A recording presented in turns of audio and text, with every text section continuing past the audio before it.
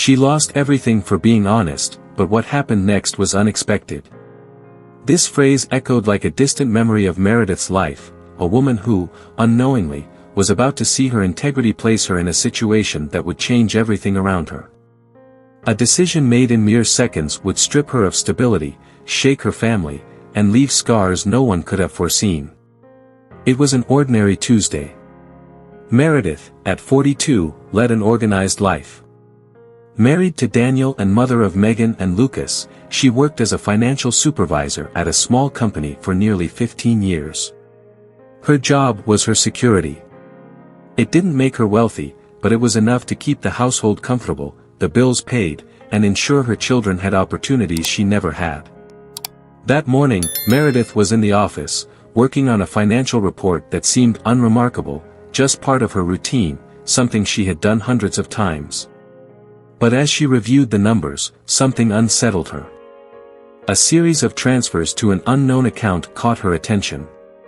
At first, she thought it might be a recording error, something easy to fix. However, the more she investigated, the clearer it became that something was very wrong. Meredith grew restless. She knew what she had discovered was serious. Someone was embezzling money from the company, a significant amount. Her first impulse was to ignore it. After all, it wasn't her problem, right? But that thought lasted only a few seconds.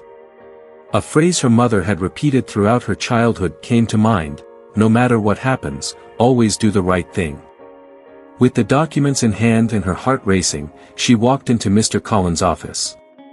Her boss had always been cordial, a man who trusted his team and appreciated her dedication. When Meredith explained what she had found, he remained silent for a long moment. "This is serious, Meredith. Very serious." He assured her that he would investigate and thanked her for bringing the issue to light. In the days that followed, the atmosphere at the office changed completely. Meredith noticed suspicious glances, whispers among colleagues that stopped abruptly when she entered a room. It bothered her, but she clung to the belief that she had done the right thing. Until a week later, when she was called back into Colin's office. He seemed different, not the friendly boss she was used to. He was tense, evasive. "Meredith," he began, "what you did was important, but it has created problems that are hard to manage. The company is going through adjustments, and, unfortunately, will need to make cuts. Your position is one of those being eliminated." The ground seemed to vanish beneath her feet. "I'm being fired?" she asked, incredulous. "It's not personal, Meredith. It's just business." She went home that day, struggling to process what had happened. When she told Daniel, she expected support but was met with frustration. "You knew we were struggling with bills, Meredith. Why did you have to get involved? Why do you always have to be so righteous?" "I did what I thought was right," she said, her voice breaking. "And where has that gotten us?" He gestured around the room as if their house was a ticking time bomb. Megan, their teenage daughter, overheard the argument and came downstairs. "What's going on?" she asked, alarmed. Meredith tried to explain calmly, but the confusion and sadness in Megan's eyes were evident. In the following days, the consequences began to pile up. Late notices arrived for utilities. Then came warnings from the landlord about the rent. The weight of the situation fell heavily on Meredith's shoulders. Her relationship with Daniel became distant, and the children avoided asking about what was happening. Still, deep down, Meredith believed she had made the right choice. But as she faced the fallout, she didn't yet know that the true test of her honesty was just beginning. The days after Meredith's dismissal brought an avalanche of tension into her home. The atmosphere was heavy, as though the walls themselves absorbed the despair hanging in the air. Silence, once comforting, now felt oppressive. Every step within the house seemed a reminder of what had been lost. Daniel, once loving and supportive, grew distant. It wasn't explicit, but it was there, in the lingering stares at the overdue energy bill on the table, in the long sighs as he scanned job listings. Daniel wasn't the type to yell, but his silence hurt more than any words could. Megan, now 16, was the most openly frustrated. "Why did you have to do it, Mom?" she asked one evening as Meredith prepared dinner. Her voice was laced with pain. "Because it was the right thing to do, Megan," Meredith replied, her throat tight. "And what's the point of being right if we're all paying for it?" Megan shot back before storming off to her room. Lucas, just 8 years old, didn't understand what was happening but felt the shift. He began sleeping in his parents' bed, saying he was scared of nightmares. In truth, the only nightmare was the reality they were all living. Meredith tried to stay strong. She knew she couldn't fall apart. But there were nights when she locked herself in the bathroom, turned off the lights, and cried quietly so no one would hear. The weight of her responsibility pressed down on her chest. One afternoon, as she sorted through the few papers left from her old professional life, Meredith found a drawing by Lucas. It was simple, with crooked lines and bright colors, but its message was powerful. He had drawn the family with the sun shining above them and a huge heart over everyone. "United Family" was written in big, childlike letters. The drawing ignited something in her.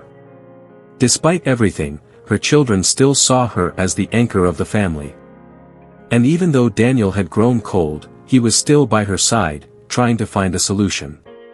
It was tough, but they were in it together. At that moment, Meredith realized she needed to do more. She had to find a way to rebuild her family. But how? The job market was saturated, and their small town offered few opportunities. Worse still, her reputation seemed tarnished. Judgmental looks and whispers followed her wherever she went. One day, while picking Lucas up from school, an old acquaintance approached her. "So it's true," the woman said with feigned sympathy. "I heard you got yourself into some trouble at work. Must be hard for your kids." The words cut Meredith like a knife. But instead of responding, she forced a smile and walked away. That night was particularly hard. As they sat at dinner, Daniel looked at her with a mix of exhaustion and concern. "We need to decide what we're going to do. This can't go on." She nodded, knowing he was right, but she didn't have answers. The weight of her choice was suffocating. Being honest had cost her everything, and now it felt like there was no way out. Even so, as she looked at her children and the man who, despite it all, was still there, something inside her remained steadfast. Meredith didn't know how, but she was certain she would find a way. She just didn't realize that the solution would come from a completely unexpected place. In the small town where they lived, news traveled fast. The rumor that Meredith had caused trouble at Mr. Collins' company spread like wildfire. Some said she had been fired for incompetence, while others accused her of meddling where she didn't belong. Meredith avoided going to the local market or walking through the town square. On the rare occasions she did, pitying and suspicious glances followed her like shadows. One morning, as she tried to buy bread at the bakery where she was usually welcomed warmly, the clerk hesitated before serving her. "Oh, Meredith. I didn't know you were still in town," the woman said, her tone almost mocking. Those words felt like a knife to the heart. She left without saying anything, but once inside her car, the tears came. It was a kind of pain she didn't know how to explain. Daniel, on the other hand, didn't bother hiding his discomfort. Each day, he seemed more distant, more bitter. He began skipping family dinners, spending more time out of the house, either driving aimlessly or meeting friends at the corner bar. When he came home, silence filled the space between them like an invisible wall. But it was Megan who surprised Meredith the most. At 16, Megan was in the peak of her adolescence, and the tension at home only amplified her insecurities. One afternoon, during a heated discussion about the lack of money for a school trip, Megan finally exploded. "Why did you have to do it, Mom? No one asked you to be so righteous. Now we're all paying for it." Lucas, younger and still not fully understanding what was happening, looked at his mother with wide, confused eyes. "Mom, are we going to lose our house?" His question was innocent but struck Meredith like an arrow to the heart. Even with everything going on, she tried to cling to small hopes. She called former colleagues in search of a job, but the calls were met with vague excuses and hurried hang-ups. The constant rejection was suffocating, as though she carried an invisible mark that kept new opportunities away. One afternoon, as she walked through the park trying to clear her mind, she crossed paths with a neighbor she used to be close to. The woman smiled, but without warmth, and said something that echoed in Meredith's mind for days: "You've always been too righteous, dear. I guess you've learned the hard way that not everyone deserves it." Meredith returned home that day feeling like the ground had been ripped out from under her feet. She knew she was being judged but couldn't understand how the honesty that had defined her entire life was now the very thing condemning her. Deep down, however, something pushed her to keep going, if only for her children. She didn't know how, but she had to believe that, somehow, all of this would lead to a different place, a place where her decision to be honest would make sense again. The days felt endless. Each morning brought the same routine of worry, overdue bills, heavy silences, and the feeling that she was losing everything she loved most. But it was within the walls of her home, surrounded by her family, that the wounds caused by her choice felt deepest. Daniel, once her rock, now felt like a stranger. Their conversations were reduced to practical matters: how to save money, which bills to prioritize, or how to buy more time with the landlord. He avoided eye contact, and the evenings on the couch, once filled with laughter and TV shows, had become a deafening void. One night, as Meredith silently washed dishes, she overheard Daniel talking on the phone in the living room. He was speaking to a close friend, and his words felt like daggers. "I don't know what to do anymore. It feels like everything fell apart because she had to be the hero." Meredith froze, her hands trembling. She knew he was frustrated, but hearing it out loud was a cruel confirmation of the growing chasm between them. The children felt the strain as well. Megan, once so communicative and close to Meredith, now isolated herself in her room. The girl's easy smile had disappeared, replaced by hurt-filled glances. One afternoon, while they were folding laundry together, Meredith tried to start a conversation. "Megan, I know things are hard right now, but this will pass. I promise we'll be okay." Megan continued folding a t-shirt without looking up. "You can promise whatever you want, Mom. It doesn't change what we're living through right now." The coldness in her voice cut deep, leaving Meredith unable to respond. Lucas, on the other hand, was too young to fully understand what was happening. But he was perceptive, and his innocent questions often left Meredith speechless. "Mom, why is Dad always mad at you? Is it because of work?" She pulled him close, feeling the warmth of his small body against hers. "No, sweetheart. Dad's just worried, that's all, okay?" Lucas looked at her with curious eyes but didn't press further. The final blow came on a Sunday evening during dinner. Daniel had spent the day out, trying to find extra work. When he finally returned home, he brought with him a tension that filled every corner of the room. Megan mentioned school and the cost of a project she needed to complete. Daniel lost his temper. "And who's going to pay for that, Megan? Your mother. She's too busy being the most honest person in town to think about these things." Meredith put her fork down, stunned by his aggression. "Daniel, that's not fair. I only did what I thought was right. And where has that gotten us, Meredith? We're sinking. Don't you see that?" Megan stood abruptly, her eyes brimming with tears. "If you're going to fight, do it without me. I'm tired of this." She ran to her room, slamming the door behind her. Lucas began to cry, and Meredith scooped him into her arms, trying to soothe him while holding back her own tears. Daniel ran his hands over his face, exhausted, before walking away from the table without another word. In that moment, Meredith felt the full weight of her decision. It wasn't just her job she had lost, it was the trust of her family, the stability they had all cherished. That night, alone in the living room, she stared at an old photo on the shelf, a picture of her, Daniel, and the kids smiling on a sunny beach. She wondered if that moment of harmony would ever return. Meredith knew things were bad, but nothing could have prepared her for what came next. After weeks of trying to maintain appearances and cope with the weight of her choice, the family's financial reality finally hit a critical point.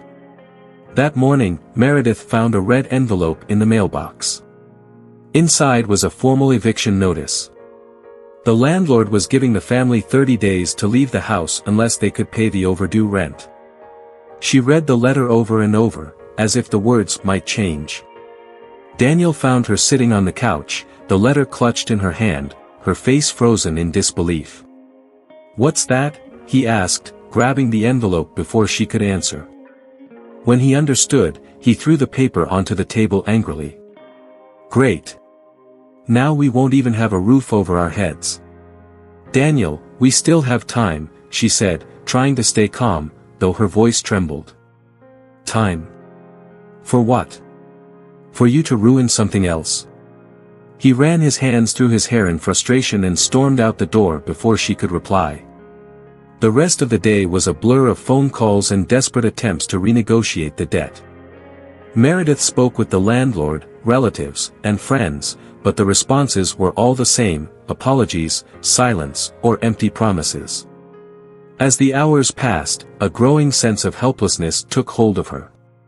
Megan grew even more distant, avoiding any conversation, while Lucas, still not fully understanding, began asking heartbreaking questions. "Are we going to live on the street, Mommy?" "No, sweetheart. I'll never let that happen," she assured him, though deep down, she wasn't sure if she could keep that promise. A week later, the landlord came by in person. He was polite but firm, and his words echoed in Meredith's mind for days. "I understand your situation, but I have my own bills to pay. It's nothing personal." That phrase, "it's nothing personal," seemed to define everything that had happened to her. It wasn't personal when Mr. Collins fired her. It wasn't personal when her friends began avoiding her. It wasn't personal when her own husband started seeing her as the cause of all their problems. But to Meredith, it was all painfully personal. In the days that followed, she began packing up their belongings. Boxes piled up in the corner of the living room, and each item she packed seemed to carry a piece of her history. Family photos, books she had read to her children when they were small, the curtains she had sewn herself to save money. These weren't just objects, they were pieces of the life she had built. On their last night in the house, Meredith sat alone in the living room, taking in the empty space. The house still held the memories of happier days. She sat on the cold floor, hugging her knees, and the tears came. They weren't tears of despair but of exhaustion, from a woman who had done what she believed was right and lost everything because of it. When they finally left the house, they moved into a small apartment in a modest neighborhood. The walls were thin, and the damp smell was overwhelming. It was far from the home she had dreamed of for her children, but it was all they could afford. Lucas cried on the first night, saying he wanted to go back home. Megan said nothing, but Meredith could see the same longing in her daughter's eyes. Daniel, however, was completely withdrawn. He left early in the morning, came home late at night, and when he did speak, it was only to discuss bills or blame Meredith for yet another setback. What Meredith didn't realize was that this move would be the beginning of something much bigger, something that would change everything she thought she knew. The days in the tiny apartment dragged on, each new morning bringing a mix of fear and resignation for Meredith. With their savings depleted and few job prospects, she spent her mornings dropping off resumes at places that didn't even call her for an interview. In the afternoons, she took on odd jobs to earn whatever money she could, like cleaning houses or babysitting for neighbors. It was a relentless cycle of effort and disappointment.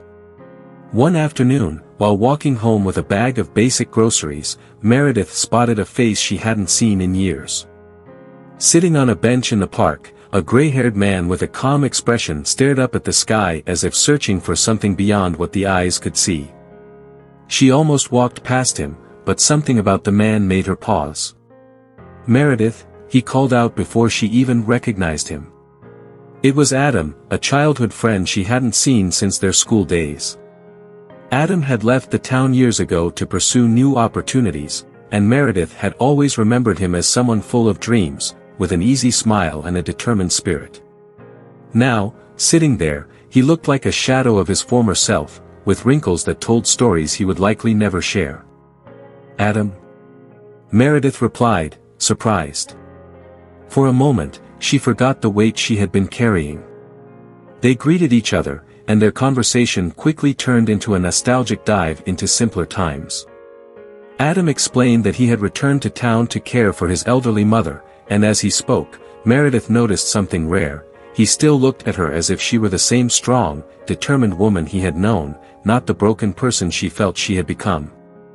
After a few minutes, Adam picked up on the melancholy in her words and asked directly, "What happened to you, Meredith? You seem different." She hesitated. For a moment, she thought about hiding the truth, about saying everything was fine. But as she looked at Adam, she realized he wasn't someone who would judge her. So she took a deep breath and told him everything: the embezzlement she had uncovered, the firing, the isolation, the eviction, and the growing distance within her family. Adam listened silently, without interrupting, absorbing every word. When she finished, her eyes were glistening, but she tried to brush it off. "Sorry, I must have bored you with all this," she said, forcing a weak smile. "Meredith," Adam began, his voice steady and firm, "you're one of the bravest people I know. What you did, it's not something just anyone would do. Most people would have turned a blind eye, but you chose the harder path." She didn't know how to respond. She was so used to being criticized for her decision that hearing something positive felt almost unreal. Adam paused before continuing. "Listen, I don't have much, but I think I can help in some way. My mom needs someone to look after her while I'm at work. It's temporary, but it pays enough to help you get back on your feet." Meredith was silent, processing the offer. Something inside her hesitated to accept, perhaps pride, or the feeling that accepting help was admitting defeat. But when she thought about Megan and Lucas, the decision became clear. "Adam, I'll take it." "Thank you," she said, her voice trembling.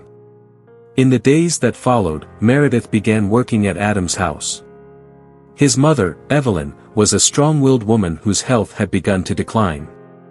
Despite her frailty, she had a kind spirit, and it didn't take long for Meredith to feel at ease in her presence.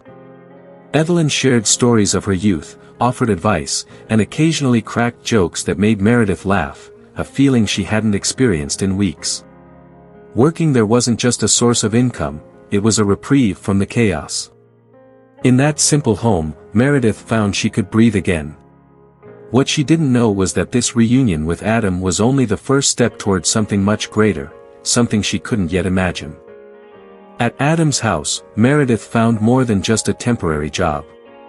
She discovered a space where her mind, once consumed by chaos, could finally rest. Evelyn, with her patience and wisdom, seemed to have a gift for seeing beyond words. One quiet afternoon, as they sipped tea on the porch, Evelyn said something that stayed with Meredith for days. "You know, dear, life has a strange way of testing us. But it's in those moments that we find out what we're truly made of." Evelyn's words resonated deeply in Meredith's heart. She realized she had been letting the weight of her circumstances overwhelm her, forgetting that she still had the strength to fight, even if it was hidden beneath the pain. The work at Adam's house wasn't glamorous, but it gave Meredith something she hadn't felt in a long time: purpose. She began organizing the house, helping Evelyn with daily tasks, and even planted flowers in the small, neglected garden. Watching something grow again, even if it was just a plant, rekindled a spark of hope she thought she'd lost. Meanwhile, her relationship with Adam started to evolve. He had a natural way of noticing when Meredith was lost in thought. One afternoon, after helping her carry boxes to the basement, he looked at her with a sincerity she hadn't expected. "You know you're incredible, right? After everything you've been through, you still think about others. That says a lot about who you are." Meredith tried to smile, but her eyes welled up with tears. "I don't know if I can keep pretending I'm okay," she said quietly. "You don't have to pretend," Adam replied. "You just need to believe that one day, all of this will make sense." Inspired by his words and her conversations with Evelyn, Meredith began thinking about ways to rebuild her life. She realized her organizational and financial skills could help others, especially in a neighborhood like hers, where many small businesses were struggling to stay afloat. That's when the idea came to her. Using the few contacts she had left, she began offering her services as a financial consultant for local microbusinesses. Her approach was simple: help organize their finances and maximize profits, charging a symbolic fee while building her client base. At first, few believed a woman who had lost so much could help others succeed. But slowly, she proved her dedication and experience were real. Her first client was a small grocery store on the verge of closing. Meredith worked tirelessly, reviewing accounts, reorganizing inventory, and suggesting small changes that made a big difference. When the grocery store owner began seeing results, he recommended her to other business owners in the area. For the first time in a long while, Meredith felt like she was rebuilding something meaningful. The impact wasn't just financial. At home, things began to shift. Megan, who had once looked at her mother with a mix of disappointment and hurt, started to notice Meredith's quiet determination. One evening, while helping her fold laundry, Megan broke the silence. "I saw Mrs. Clara's grocery store today. She said you saved her business." Meredith smiled, surprised. "She exaggerates. I just gave her a few ideas." "Maybe, but I think it's amazing, Mom." "Really?" Lucas, too, seemed more cheerful, helping his mother in the garden or listening with curiosity to Evelyn's stories. Even Daniel, though still distant, began to notice the change. The arguments became less frequent, though he didn't say much. Still, Meredith knew the battle was far from over. The days were hard, the bills weighed heavily, and the fears lingered. But for the first time in a long time, she felt like she had a path forward. Meredith never imagined that her new routine of small jobs would turn into something more than a means to survive. She kept a low profile, staying busy while trying to piece her life back together. But sometimes, without realizing it, the good we do finds unexpected ways to return to us. The neighborhood where she now lived was small but full of intertwined lives and stories. Slowly, Meredith's work began to attract attention, not because it was extraordinary, but because her dedication and humility stood out. Those she helped spoke of her with admiration, and soon, her name spread among local business owners and residents. That's why, one day, Meredith received a phone call that would change everything. The call came from an unknown number. She hesitated before answering, expecting it to be another creditor or a bill collector. But on the other end of the line, a firm yet friendly voice introduced herself. "Good afternoon, Meredith. My name is Laura Gibson. I work with an organization that supports small community initiatives. I've heard about the work you've been doing in the neighborhood, and I'd love to talk." Meredith was silent for a moment. "An organization? I think you have the wrong person. I'm just helping a few business owners here and there." Laura chuckled softly. "That may be how you see it, but the stories we've heard paint a very different picture. Could we set up a meeting? We'd love to learn more about you and your work." The call left Meredith curious and apprehensive. She couldn't understand how someone outside the neighborhood had learned about her efforts. Still, she decided to attend the meeting. She had little to lose. On the scheduled day, Meredith walked into the small office Laura had mentioned. It was a welcoming space, with plants in the windows and inspirational quotes on the walls. Laura, a middle-aged woman with a warm smile, greeted Meredith as if they were old friends. The conversation began with simple questions about Meredith's work and how she got started. Laura listened attentively, taking notes, but what truly surprised Meredith was Laura's reaction to her story. "Meredith," Laura said after a thoughtful pause, "what you're doing is more than just work. You're helping people rebuild their lives. That's rare, especially from someone who's also had to start over." Meredith tried to downplay it, but Laura continued. "I'd like to propose something. Our organization runs a mentorship and funding program for projects that create social impact. We don't just want you to participate, we want you to share your experience. Your story is powerful, and I think many people could learn from you." The offer felt surreal. After so much time hearing criticism and facing challenges, someone was finally recognizing the value of what she had done. For a moment, she hesitated, remembering all the times she thought she was on the right path only to face more obstacles. But something in Laura's tone made her want to believe again. I accept," she said, her voice quiet but resolute. In the days that followed, Meredith began attending the organization's meetings and activities. It was challenging at first, but she realized that her experiences, marked by both failures and resilience, were exactly what people needed to hear. She didn't speak as an expert but as someone who had lived through the weight of every choice. At an event organized by the organization, Meredith shared her story with a larger audience. Speaking honestly and vulnerably, she recounted her decision to be truthful, the losses she endured, and how she found the strength to keep going. By the time she finished, the room was silent, a silence filled with respect and admiration. When the applause erupted, Meredith felt something she hadn't felt in years: pride. Not the kind that comes from material success, but the kind that comes from knowing that, even in the darkest times, she had stayed true to her values. She didn't know what lay ahead, but one thing was certain: her story, which began with loss and isolation, was now inspiring others to find strength in adversity. The event hosted by the organization seemed to have opened doors Meredith never imagined existed. With Laura's support and the growing admiration from those around her, her life began to take on a new meaning.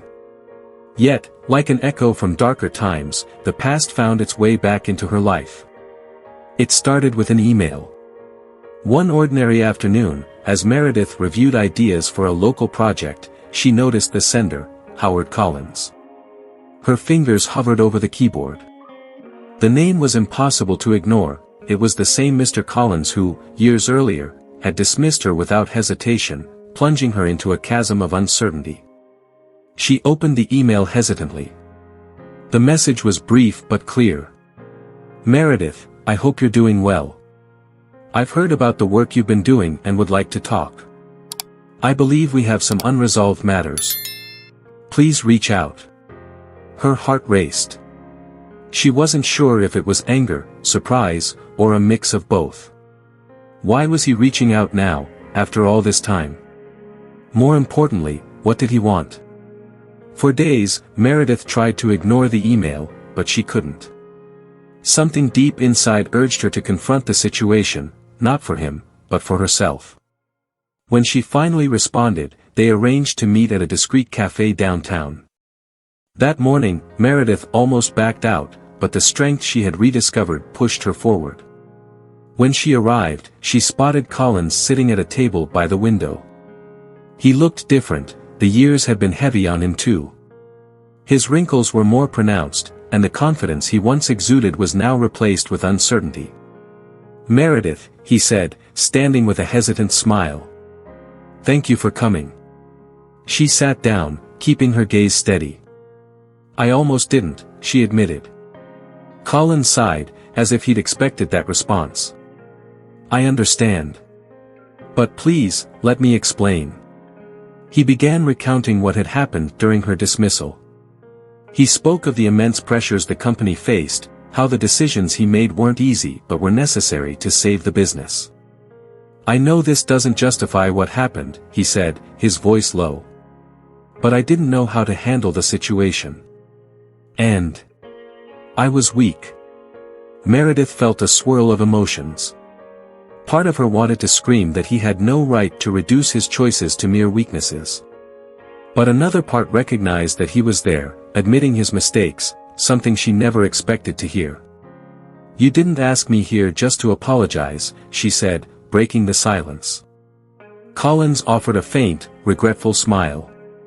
"No. I need your help, Meredith." He explained that the company was facing problems again. He'd heard about the impact she was making in the community and believed her practical, empathetic approach could be the key to saving the business. "I know it's a lot to ask," he continued. "But I truly believe you can make a difference." Meredith studied him for a long moment, trying to process his request. The same man who had once fired her was now asking for her help. The irony was almost laughable, but she knew her decision needed to go beyond that. "You want me to come back to the company?" she asked, her voice calm, surprising even herself. "Yes," Collins replied. "But on your terms." That night, Meredith returned home with her mind racing. The offer was an opportunity to prove herself, but it also carried the weight of her past. As she sat on the couch, Megan walked in and noticed her distant expression. "What's wrong?" her daughter asked, her tone gentler than Meredith was used to in recent years. "I got an offer today," Meredith said. "That's good, isn't it?" Megan sat down beside her. Meredith looked at her daughter and, for the first time in a long time, felt she could share her doubts without fear of judgment. "I just don't know if I'm ready to go back to the place that nearly destroyed me." Megan took her mother's hand, something she hadn't done in years. "Maybe it's time to show them how much you've changed." Meredith spent days reflecting on Collins's proposal. Each time she thought about stepping back into that office, she remembered everything she had lost. But there was something about Megan's words that lingered. Maybe this was it, maybe it was time to show everyone, including herself, that the difficult choices she'd made had value beyond what she could measure. With her mind made up, Meredith called Collins. Her voice was steady, despite the anxiety she felt. "I'll accept. But only on one condition: I want full freedom to do what's necessary." Collins hesitated briefly but agreed. "That's exactly what I'm hoping for, Meredith. We need you more than ever." The following week, she returned to the company. The building was the same, gray walls and the faint smell of cheap coffee in the hallways. But Meredith felt something was different. She was different. The staff reacted with surprise at her arrival.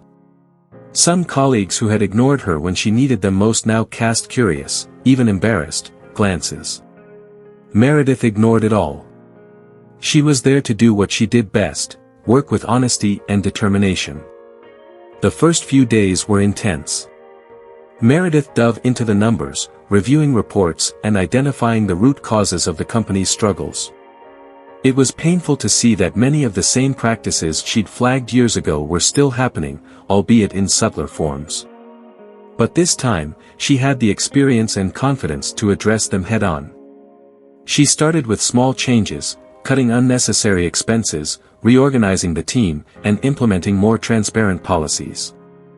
Collins seemed willing to let her lead, and that gave Meredith the confidence to push forward. The real challenge came when she faced the board of directors, a group that had supported her dismissal years ago. Now, they were skeptical of her return.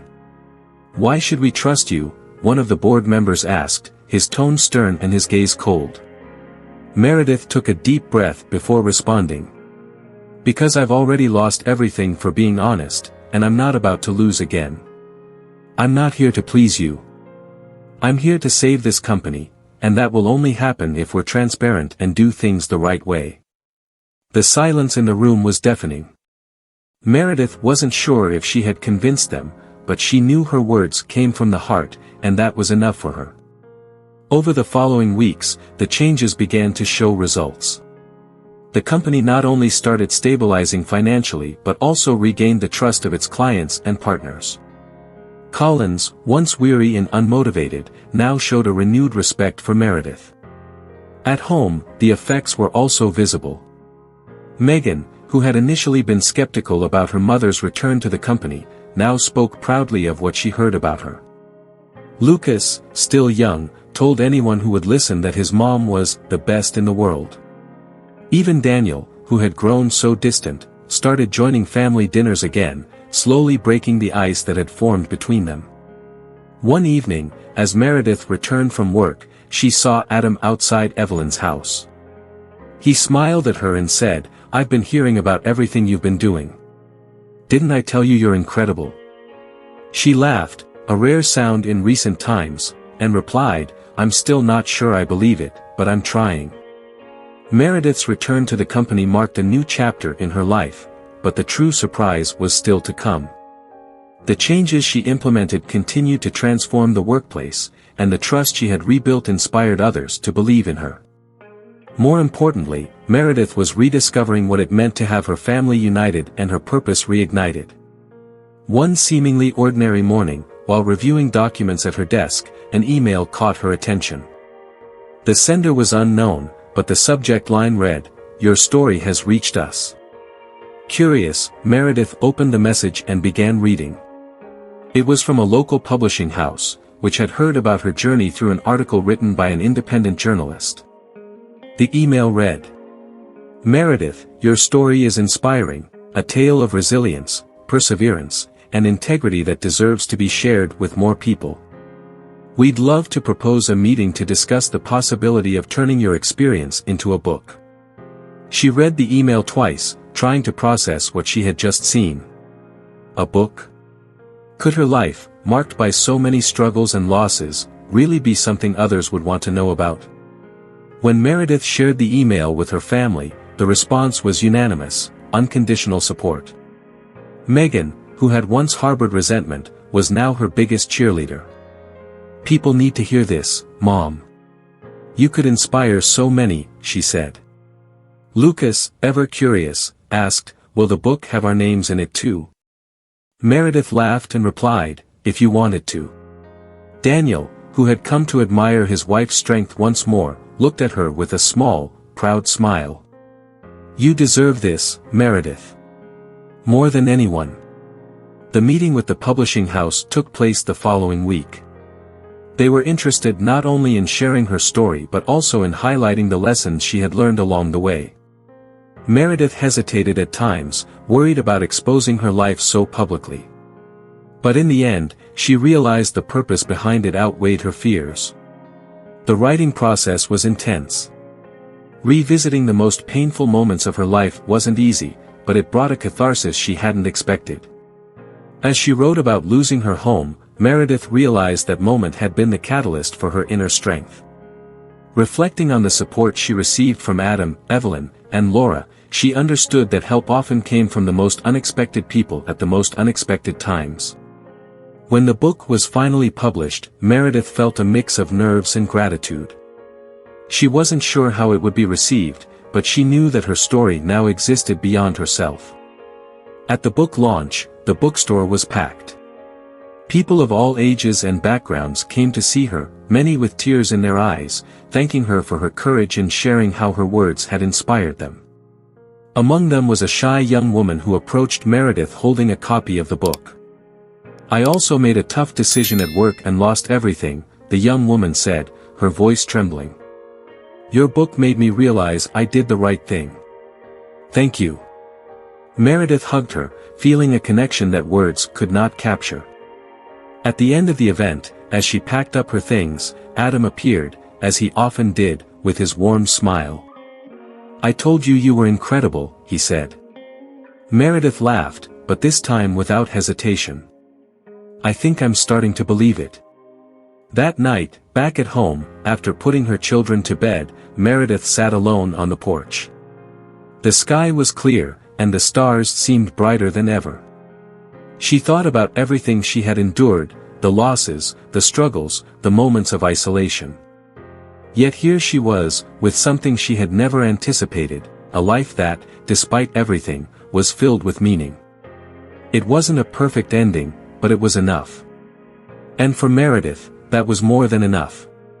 If you want to hear more moving stories like this, comment, "I want," and subscribe to the channel so you won't miss a thing. Watch now for another emotional story.